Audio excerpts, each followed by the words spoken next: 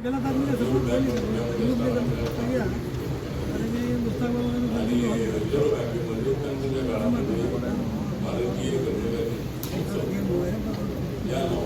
एक संस्था आहे, संस्था आपली आहे. कर्मचाऱ्यांना एकत्र केलं पाहिजे अशा पद्धतीचा आपला प्रयत्न त्या काळामध्ये होता. सिद्धार्थ राष्ट्रपती केला आणि आपला सम्राट नावाचा केला आणि माझ्याशी त्यांचा अत्यंत संवाद होता. त्यांच्या गावामध्ये सुद्धा जाऊन आले होते आणि अजून त्यांचं जाण्यामुळे अचानक ते आजारी पडले, तेवढे आम्हाला कळले नाही आणि त्यांना वाटलं की आपण नाही आणि कोणाला त्यांचा छोटा मुलगा आहे आणि तुम्हाला जरी असला कुणाल या चळवळीमधला आहे छोटा म्हणून माझा अजिबात होत नाही छोटा जरी छोटा असला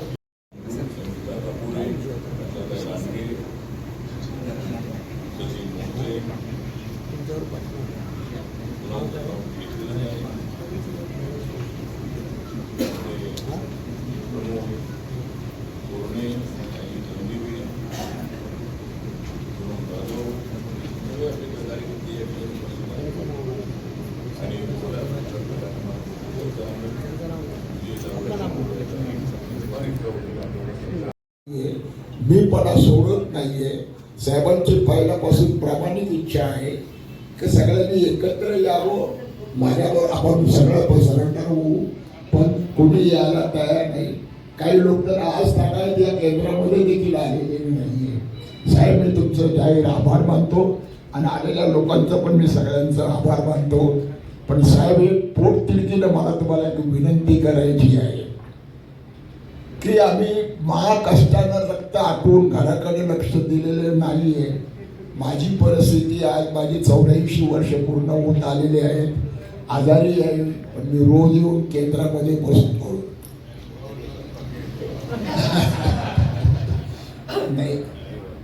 परंतु आपल्या समाजाचे महाराष्ट्रामध्ये एकमेव वास्तू आपण कर्मवीर दादासाहेब गायकवाड यांच्या नावानं डॉक्टर बाबासाहेब आंबेडकर जन्मशताब्दी भवन आपण उभारलेलं आहे. ते अत्यंत कष्टाने उभारलेलं आहे. सरकारची मदत नाही, ही समाजाच्या मदतीवर आपण उभं राहिलेलं आहे. तिथं बाबासाहेबांचा पुतळा देखील आम्ही विशेष प्रकारे बसवलेला आहे. परंतु साहेब, सध्या आपल्यावर जळणारे लोक चिकार आहेत आणि तिथे आमच्याकडे एक कॅटरर आहे, त्याची मुदत संपलेली आहे, त्यांनी निघून जायला पाहिजे असं त्यांनी साहेबांचा सत्कार आहे. त्याला माहिती असताना आम्हाला कोर्टाची नोटीस आलेली आहे. ठीक आहे, आपण घाबरत नाहीये. साहेबांनी सांगितलं की आंबेडकरी चळवळीतला माणूस हा कोणाला घाबरत नाही, येईल त्याला तोंड देईल, जवळ आलं तर ठीक आहे, नाही ठोकायची वेळ आली तरी आपण ठोकल्याशिवाय राहणार नाही. तुमची साथ आम्हाला हवी अशी आहे. आणि आज तो माणूस मालकी हक्का कॅटरिंग आणि डेकोरेशनचंच काम करायला आम्ही त्याला दिलेलं होतं.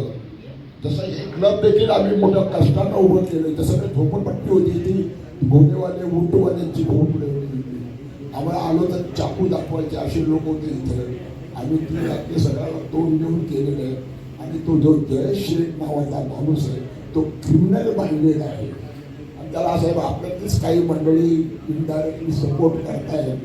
आम्ही आपल्याला हात जोडून विनंती करतो, ही समाजाची वास्तू आहे, ही समाजाची वास्तू टिकली पाहिजे.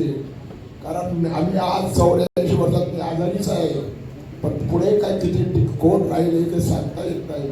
पण ही समाजाची वास्तू आपल्या मार्गदर्शनाखाली टिकली पाहिजे म्हणून आलेल्या त्याला तोंड द्यायला आणि आपल्या लोकांनी आम्हाला साथ द्यावी हीच कळकळीची आपल्याकडे नम्र विनंती आहे. आणि साहेबांनी मनावर जर आणलं तर ते काम ताबडतोब होईल असं माझी आशा आहे, मला आशा आहे. आपण सगळेजण तिथे आलेला